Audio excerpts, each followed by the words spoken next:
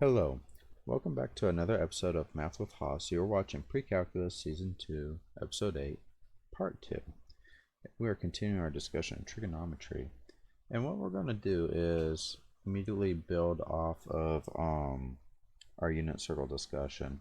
That was a rather long discussion, partly because we had to spend a lot of time deriving the unit circle and all those particular angle values. And what I want to do now is talk concretely with some examples, such as let's consider cosine of how about 17 pi over 4. Okay, so first thing we need to note is 17 pi over 4 is not one of our values on a unit circle. In fact, 17 pi over 4 is greater than 2 pi. We're going to talk about values that went up to 2 pi. So what we have to do is realize is we need to find a value, or I should say the angle, that is coterminal with 17 pi over 4. So if I take 17 pi over 4 and subtract 2 pi, well, let's see here. 2 pi is the same thing as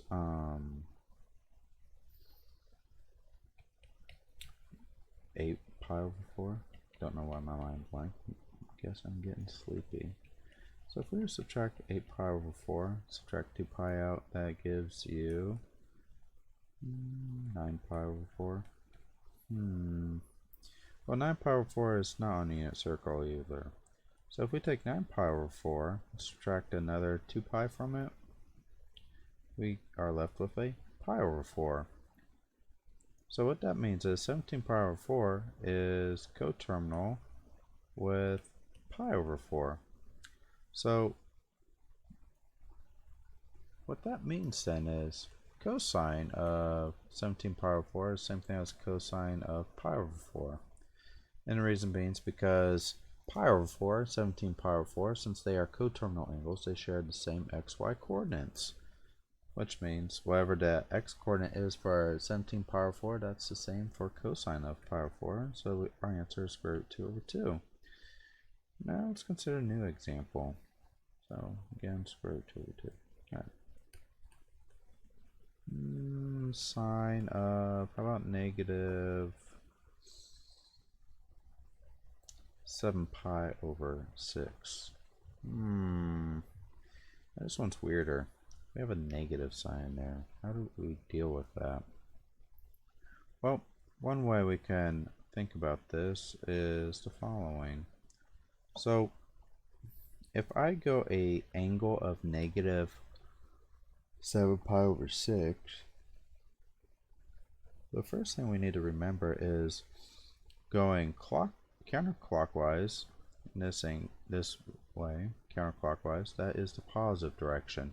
Going clockwise is going in the negative direction. So what we need to do is go a angle of 7 pi over 6, which is over here. And this 7 pi over 6,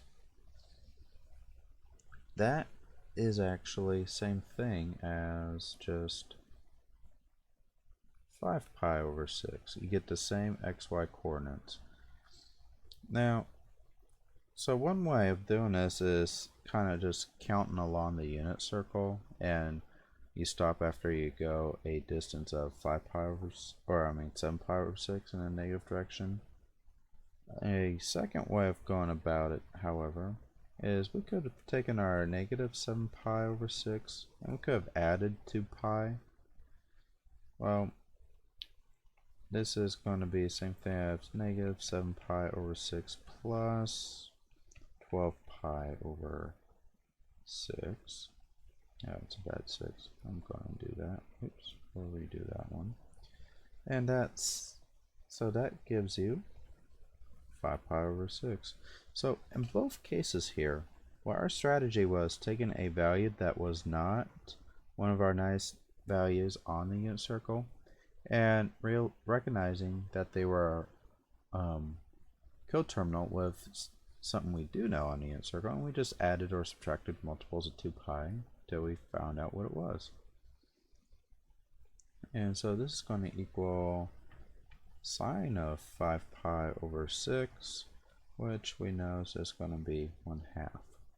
Alright, and we can get creative. So consider this example. Sine of, how about 101 pi over 4?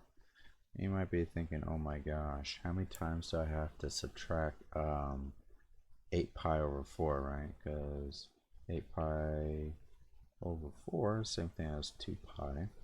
So that's a lot of multiples of 2 pi. So if we think about it this way, if we figure out how many times does 4 go into 101?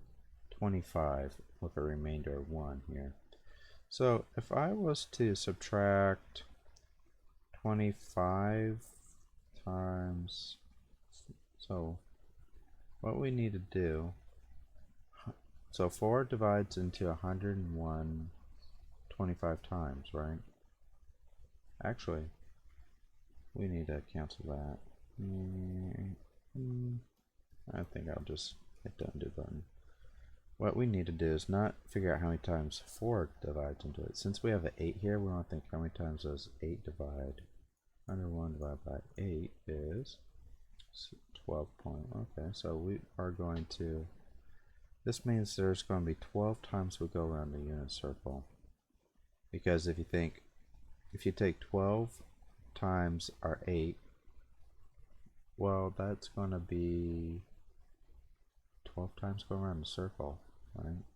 If you go around once, that's 8 pi over 4. Go around twice, 16, 32, 40, 48, etc., etc. So what we're going to do is take 12 times 8. That gives you 96. So we're going to subtract 96 pi over 4. And we can check, is 96 divided by 4? That should be 12. Or, yeah, that gives you 24. Which is 2 times 12, which is what we want. Alright. Good. Alright, because if we think of this, this is 2 times, yeah, okay. So we take 101 minus 96. It's going to give you 5 pi over 4. So this should be same thing as 5 pi over 4. And let's see here, let's check. 8 plus 8 plus 8. No, I don't want to do that. 12 times 8 is 96. Okay, yeah, it should be good to go. Okay, so 96. Right. So that means this is going to be sine of 5 pi over 4. Sine 5 pi over 4 we know is in quadrant 3, so it's going to be negative root 2 over 2. Alright. With that, I think we're going to call this a day. Thank you for watching this video. If you've been enjoying our content, please subscribe and consider supporting us on Patreon. Thank you for joining the math party. See you next time.